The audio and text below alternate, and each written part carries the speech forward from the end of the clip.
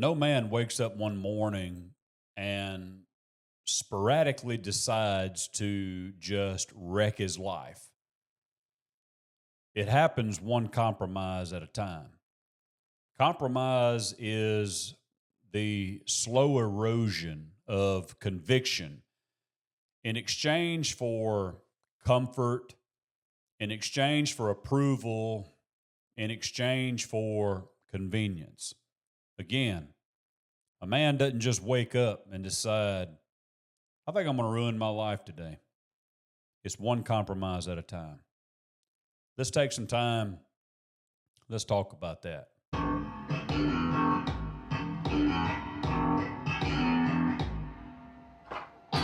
Welcome to the Iron Pursuit Podcast, where men are forged by the truth of God's Word.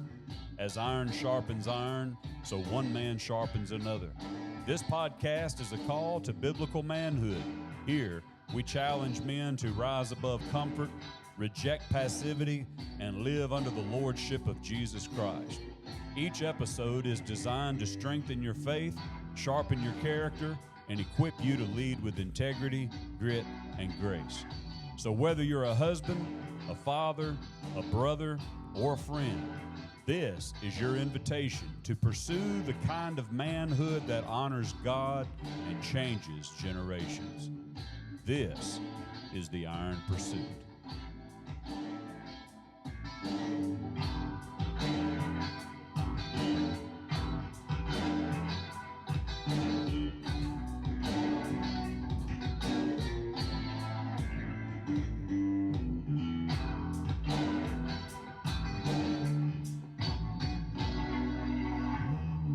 All right, guys, thank you so much for coming back and being a part of the podcast again.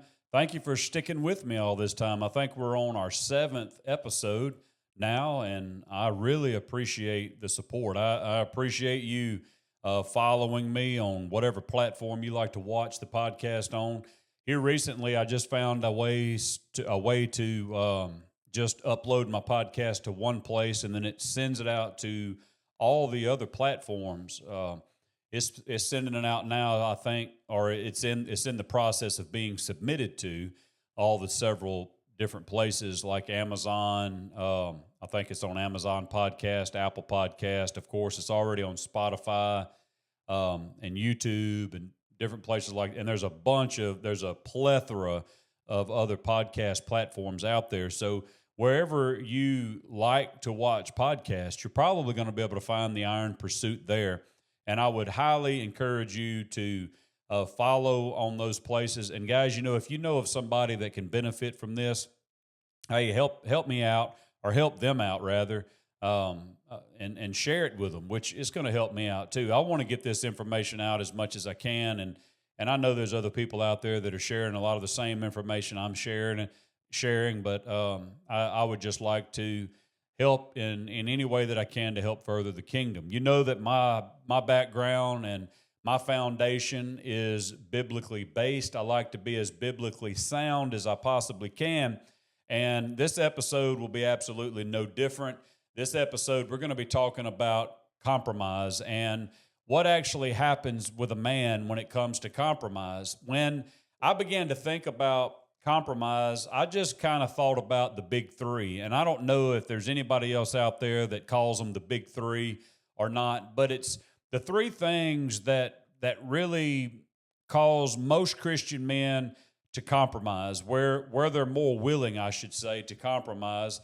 And these are those three areas. To kind of get it, I guess, to make it sound good, make all the words start with the same letter. They'll say things like the big three are gold, girls, and glory. Gold, girls, and glory. What this is, the very first compromise where men are most likely to compromise in, number one, is money. I mean, it comes down to greed, comes down to materialism, compromising integrity for financial gain or success. Many men are willing to do some things that are a little bit shady when it comes down to money. They prioritizing wealth and status and their career over their faithfulness to God. Jesus actually warned over in Matthew chapter 6. He said that you cannot serve both God and money. And if you're anything like me, money's a big deal to you. You know, with men, we know that we have to have money to make it. We've got to have money to pay the bills, to support our family, on and on and on. And when it comes to compromising, many times we will compromise because of money. It's not that we intend to, but oftentimes we do. Let's just be honest about it. Oftentimes we will compromise our faithfulness to God for money. Number two, and I'm going to go through these real quick and we'll kind of dig into them a little bit as we go along. Number two is sex, right? Lust, sexual sin, falling into sexual temptations like pornography, adultery, fornication, etc., whatever it may be. So using sex or relationships to satisfy desires outside of God's design. Paul would urge believers, and he did, I should say, over in 1 Corinthians chapter 6, he says, flee sexual immorality. Flee from it. And if you'll remember back whenever we were talking about marks of the marks of a man, I think it was in the very first of that series, we talked about the things that we should run away from, and we talked about sexual immorality, and we used Joseph as our example of how to run away from the things that would cause us to fall. And if you know that you're weak in an area, we should run away from those things. So sexual temptation, sexual sin, lust, that's one of the things that causes men to compromise. And then number three of the big three is power, which is pride, control, our ego, things like that. So when we seek control or dominance or recognition instead of humility and service, we actually fall outside of what it means to be a good, godly, biblical man or living in a biblical perspective when it comes to manhood. Pride leads to self-reliance, and whenever you are focused on self-reliance, you are less reliant upon God. The wise man Solomon in Proverbs 16, he tells us that it is pride that goes before destruction. So if you definitely want to sink, if you definitely want to fail, then allow pride to come in and just dominate your life. Like I said, some Christian teachers, they'll rephrase this as gold, girls, and glory. And if that's an easy way for you to remember it, then by all means, remember it that way. Gold, girls, and glory. These are the big three of the compromises in our way. It kind of summarizes money, sex, and power.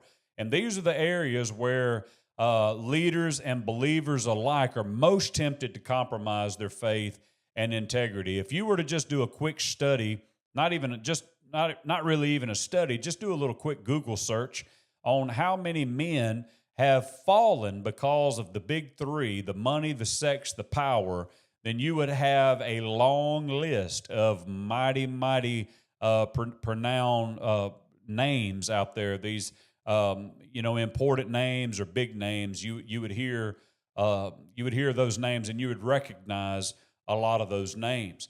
Right now, whenever you look at, you think about political stuff. I'm not trying to get political here, but when you think about the Epstein files and you think about people who are falling to the idea of gold, girls, and glory, I mean, there are some big, high-ranking names on that list, and the reason, and I think that's just simply the reason why they don't want to turn it out and let it loose and let us all in on who's on the list. I digress. Let's go to some biblical names. How about that? Some big biblical names of guys that kind of fail, or let me just say they compromised, okay? Number one, I want to talk about Samson. I'm not going to spend a lot of time on this. Samson was a guy of massive strength, right? But he was this guy that was so strong, but he lacked self-control. His compromise led him to captivity, and it all started by doing what the Lord commanded him not to do. He said, "Don't touch the unclean thing," which was a small disobedience, And you can go over to Judges 13, I think it's chapter 13 to chapter 16, and you can look all this up. But his small compromise ultimately ended up with him having his eyes gouged out. He was bound with chains, and it was a great downfall. But it was a small thing. It was like, just one little small thing. But that one little small thing led to another small thing that led to another small thing. And you know what happens whenever you have a bunch of small things? Well, it makes a pretty good pile of mess, a pile of crap, if you will. Well, you don't want to do that. You can use Samson's example as that. Example number 2 is over in 1 Kings 11, is Solomon. And actually, on Wednesday nights at our church, I'm actually teaching through the book of 1 Kings right now, and we have been going step by step through Solomon's life, talking about what he has done. And when you get down to chapter 11, chapter 8, 9, 10, 11, you begin to see the slippery slope that Solomon was on, and you begin to see the compromises that he was willing to make. Solomon was a very wise man, and his wisdom corrupted his loyalty to God. His wisdom, because he was so wise, it ended up making him very, very wealthy. I mean, he had so much money. It's really ridiculous whenever you start looking into how much money Solomon actually had. But not only that, he compromises through relationships. He ends up marrying foreign wives, which there's nothing wrong with having a wife that's foreign from another country or whatever. The problem with it with Solomon and God's law was because God knew that the pagan religions of these foreign wives were going to pull Solomon's heart away from the Lord, and ultimately it did. And Solomon lost sight of God, who was the one who gave him everything in the first place. So it was his compromising that ended up causing the great downfall of Solomon. And then lastly, this is not an exhaustive list. I'm just giving you a quick 3 here. You have the Apostle Peter. In Luke chapter 22, you can read where fear caused Peter to fall into a place of denial, where he was like, no, I don't know Jesus, and he compromised because of fear. And even great men can crumble when they stop standing firm. And this whole podcast, everything that I try to share here is about me trying to help you guys stand firm on what you believe, because there's coming a time, if it's not happening already, there's coming a time where you are going to be tempted to compromise your faith. You're going to be tempted to compromise your manhood. You're going to be tempted to compromise your family, your relationships. You're going to be tempted to do all sorts of things where the enemy of your soul is going to try to make you compromise and step away from what you really believe, and step off of the foundation that you know is supposed to be Christ. He is the firm foundation, and your enemy wants you to step away from that. But I want to talk to you for just a moment about the cost of compromise. It costs you something. You cannot put your time into one thing without it costing you something somewhere else. You can't earn money without it costing you something, because for you to earn money, you've got to spend your time doing something. You must invest your time in doing that, whatever. If you've got that 8 to 5 job or whatever it looks like, you're going to be getting up every morning. You're going to be going to work, working overtime, working shift work, whatever it may be. And so whenever you have to go there, if you're a dad or if you're a man who has become a dad and you've got young kids, then your job is costing you time with your children. If you work shift work and it causes you to work on weekends, the time whenever your church gathers for corporate worship, then your job making money or earning a living is costing you time in corporate worship. And so it doesn't matter if you think it's a worthy payoff or not. In order for you to do one thing, it has to cost you something somewhere else. So we're talking about compromise, right? And so whenever we talk about compromise, we're going to be talking about, right, first of all, the cost of compromise. So what does it cost you? Compromise actually costs you your witness. So it weakens your witness. If you compromise in what you believe, eventually people are going to see that you don't really mean what you say.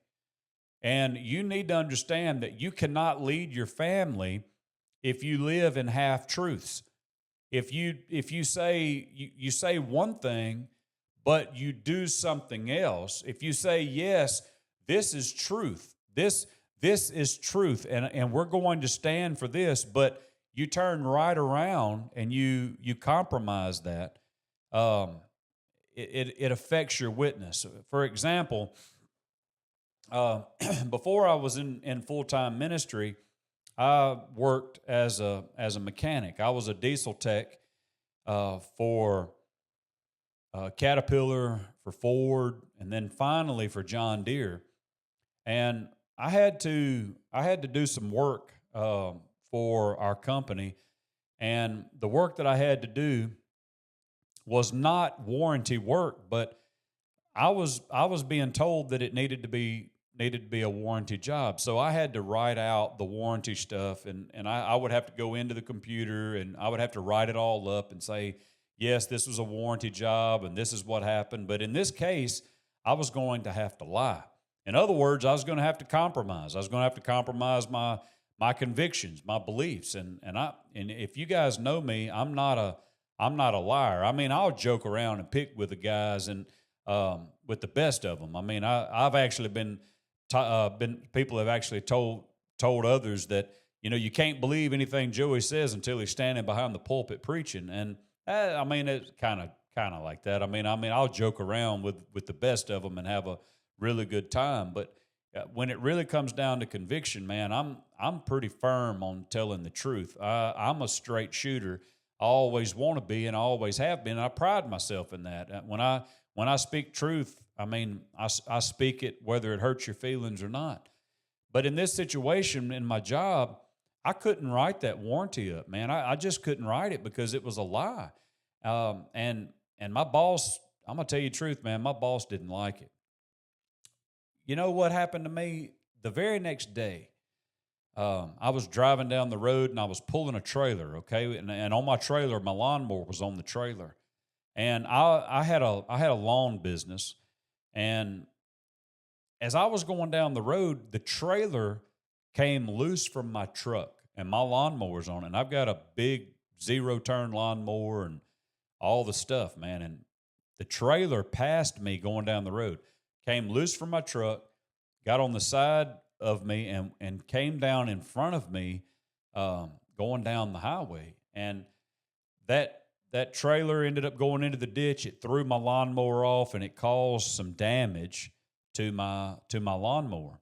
I took it to the shop, the lawnmower shop. The guy that owned the lawnmower shop knew me very well, and he claimed that it was I had a broken clutch and some other things. It was just a mess on the lawnmower, but he claimed it all as warranty, and I didn't have to pay for it.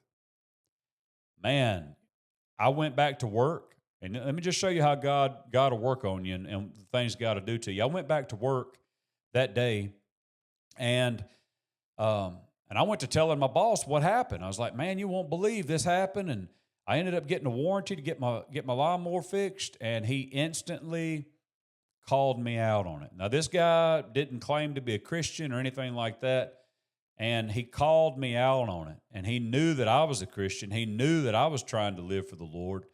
And he said, man, it's amazing how that you can get warranty on that and you're okay with it. But when I asked you to do warranty on a tractor up here at the shop, you wouldn't do that. You wanna talk about a fella feeling just about that big, like a little small peon, somebody that wanted to crawl under a rock and just hide. That was me. And I compromised my conviction that day, and it weakened my witness with that guy. I went back to him and I asked him to forgive me, and I told him that I was wrong. And I went back to the shop that worked on my lawnmower, and I told him, I said, I can't allow this to be a warranty, and I paid full price for the parts and the service that I received from them to get my lawnmower fixed.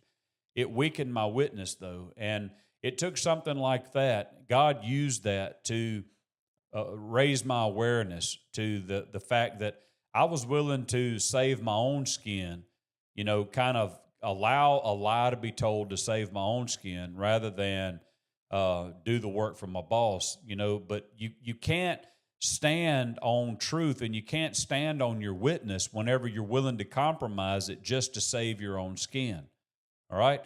Then the next thing that compromise costs you is that it kills your confidence. Secret sin, whenever you have a secret sin, it robs men of their spiritual authority. Whenever you have things that are going on in your life and you're hiding it, it'll affect you. Let me give you an example. This isn't necessarily a personal example in my life, but it's actually an example of someone else I know, and I've had to kind of coach him through this because it's brought a lot of shame and guilt into his life. Whenever I say that it kills your confidence, whenever you're a guy that's dabbling, and I'll use pornography. Whenever you're someone who's dabbling in pornography, but yet you're trying to teach your son the importance of sexual purity, all of a sudden the enemy comes to you and he says, "Who are you to talk about sexual purity to your son whenever you know that you've been watching porn back there in your bedroom with your phone whenever your wife is in the living room or whatever?" And the devil comes in and he begins to afflict you over that and just run that shame game in your mind and just, give you this guilt trip over and over and over in your mind. It kills your confidence because all of a sudden, whenever you have this secret sin in your life, you feel this lack of spiritual authority because you can't step into the disciplinary role for your son to be able to lead him in the right way of sexual purity. So it behooves us as men to remain pure and not give over to those things and not compromise those things because it keeps us stable in our spiritual authority. And God has given us that authority so that we can lead our families in a positive way. Lastly, the cost of compromise is that it quenches the spirit. God's power flows through purity, obedience, not excuses. And so whenever we make excuses, we just kind of smother the fire out where God is wanting to just burn and flow through our lives. So the cost of compromise is that it weakens your witness, it kills your confidence, and it quenches the spirit. James 4:4 says that the friendship with the world is enmity with God. And Solomon said over in Proverbs 14 that there is a way that seems right to a man, but its end is death. You can try to act like that all of these things are okay and that your way is okay and that your way is fine and you can do whatever you want to do. But in the end of it all, it's going to bring you a lot of trouble and a lot of disaster. So I would highly encourage you to try to stay away from the compromise because it's going to cost you. Now, when you think about compromise, let's think for a moment about how it begins, okay? Just like I said in the beginning of the podcast, there's not a one of us that just wakes up in the morning and says, "You know what? I think I just want to ruin my life today." It doesn't work that way. It's one decision at a time, just one little thing here, one little thing there, and before long, you've compromised so much that you can't even see where you once were. So how does compromise begin? How does it begin? And I'm going to start right there.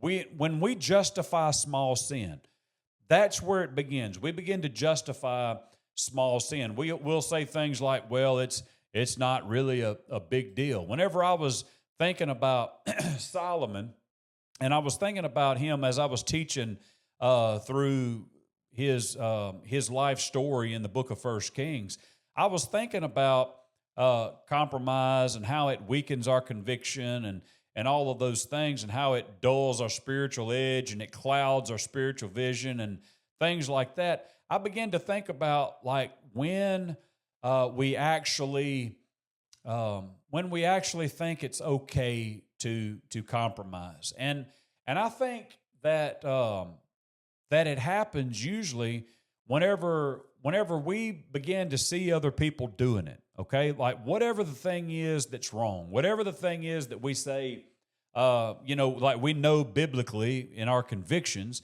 hey, we shouldn't do those things. But when we look around and we see other people doing them, and then all of a sudden we say, well, they're doing it, but it's not really affecting them. It's not hurting them. Well, it doesn't matter if it's hurting them right now or not.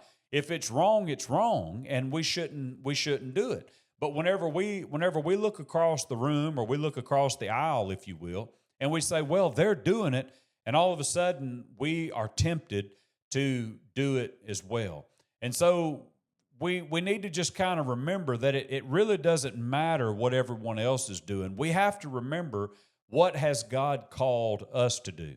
So when we compromise, how compromise begins, I should say, it's when we start justifying the small things. We just say, well, it's not that big of a deal. And whenever you see yourself or hear yourself falling for that line or trying to talk yourself into that, and you say it's not that big of a deal, you need to pause. You need to start thinking, because the devil is working on you. Your enemy is trying to destroy you, because that's where it starts. It's the little things. It's the small things. Number two, compromise begins whenever we crave approval more than the truth. Whenever you want people to applaud you, whenever you want people to like what you do, like what you say, the post on Facebook, you're willing to do whatever it takes to get the thumbs up, to get the hearts, to get the loves and the likes and the shares and the whatevers, on whatever social media platform you're on. Whenever you're willing to cave for, or you're craving that approval rather than standing up for truth, it's beginning. Compromise is beginning. This happens so much in people who are trying to become influencers in the TikTok world, social media world, whatever platform that it might be. You just need to be careful. Whenever you start craving the approval of other people more than truth, more than the approval of God, you need to beware. You need to remember that. Remember that saying that says that we do what we do with an audience of one. We do what we do for God himself, because we live our lives the way that we live them because we want to do it for the approval of Jesus Christ.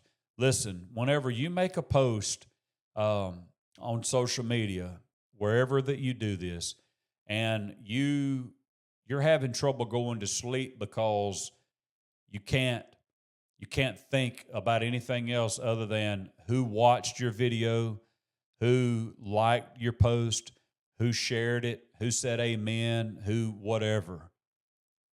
There needs to be an examination of the what your expectations are. There needs to be a little bit of retracking to try to see, hey, am I doing this for the right reason, or am I being pulled away and being tempted to compromise? Number three, how compromise begins. Well, it begins whenever we drift from accountability and the word. Listen to me. Out of the 20 plus years that I've been a pastor, I have watched so many people come and go. I think you've heard me say that in a few episodes of the podcast now, but I have seen so many people come and go. I can't tell you how many people I've cried over, and I have lost sleep over. And I know the Bible tells us not to worry, but I have worried over people because I see them on fire one minute, and then there's some things that start happening in their life, and then they just kind of go away. You know, in my life, especially now with men's retreats and things that I do with our church now and different men in our community, I have guys sign a document, which is it's a form of accountability. It's just this. It's an agreement to say, hey, man, I want to be accountable, and they actually agree with a group of men that will be accountable to one another. But after a while, I mean, they come off the retreat, and man, they're on fire. And after about a month or so after the retreat, you just start seeing them just drift a little bit further here, a little bit further there. And before long, they're out. And I've asked guys before, I start checking in on them like, hey, man, I missed you in Bible study. I missed you at church. I missed you in discipleship training, whatever it might be that we're doing. And I'll tell them, hey, you asked me to keep you accountable, but you're kind of just drifting away from this. And then you see them, they drift away from the word. They don't want to apply the word to their life. Whenever you start seeing those things in your life, you start seeing yourself drift. You start seeing yourself get away from accountability. You don't want to be around guys that call you out or say, hey, man, you shouldn't be living your life like that. And you think, well, you're getting in my business. Don't get in my business. Hey, hold on just a minute. You agreed to accountability. And part of what being a biblical man is being accountable, because we are our brother's keeper. And you need to come to grips with the fact that if you're going to be a part of the brotherhood, you need men that are going to hold you accountable. Because if you're not going to be accountable, what are you doing? If you don't want somebody to help hold you accountable, to speak to you and to talk to you in a way that would be like iron clashing against iron and keep you sharp, what are you doing?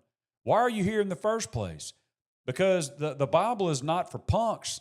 The Scripture is not for weenies. It's not for sissies. Like, this is a serious game. This is your life. This is eternity that we're talking about here.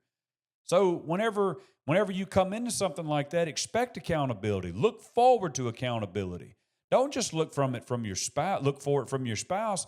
Look for it from like-minded men, like-minded people who will be gathered around you, who love you, who care for you, and who are willing to look at you and say, hey, man, what about this area here? I think we could both do a little bit better. Why don't we hold each other accountable? Agree to it. And whenever somebody holds you accountable, thank them. Lastly, how do we defeat compromise? Number one, draw clear lines. There needs to be clear lines. You need to know what you will and will not do. Just flat out. What will you do? What will you not do? And you do that before the temptation ever comes. You need to go ahead and have it determined in your mind, predetermined in your mind, that this is a line that I am not willing to cross. These are going to be standards, morals, values, principles that you stand by. And if you don't know what those are, you need to get a foundation of what those things are. Maybe that needs to be another podcast that I do just to talk about standards and morals, values, principles, things like that, just so that we can have a clear understanding of what it is. But I remember a Sunday school teacher of mine years ago, whenever I was a teenager, it was my aunt, and she always talked about how that we need to go ahead and have our mind made up before we go on the date, and then you'll never end up in the back seat of the car. Have your mind made up before you go on the date, and you won't be in the back seat of the car. I've never forgotten that. Defeat compromise by drawing clear lines. You also defeat compromise by surrounding yourself with iron. Now, why am I saying it that way? Surrounding yourself with iron, because Proverbs 27:17 says that as iron sharpens iron, so one man sharpens another. If you surround yourself with accountability partners, brothers who will be accountable to you and sharpen you, you will less likely make compromises. Number 3, you defeat compromises by living in the light and not in the darkness. Confession isn't weakness, gentlemen. Confession is warfare.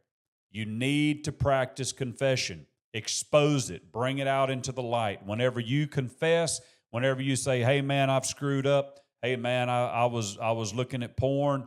Hey, man, I cheated. Hey, man, I lied. Whatever it is, live in the light. And whenever you expose it, whenever you bring it out into the light, guess what?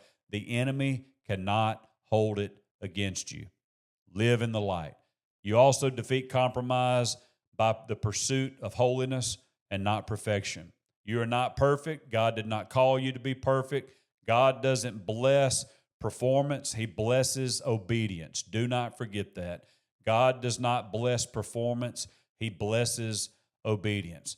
So if I could close you out here with a challenge as we get ready to shut this podcast or this episode down, I would say that every man is either becoming sharper or duller. Every one of us. We're either becoming sharper or duller.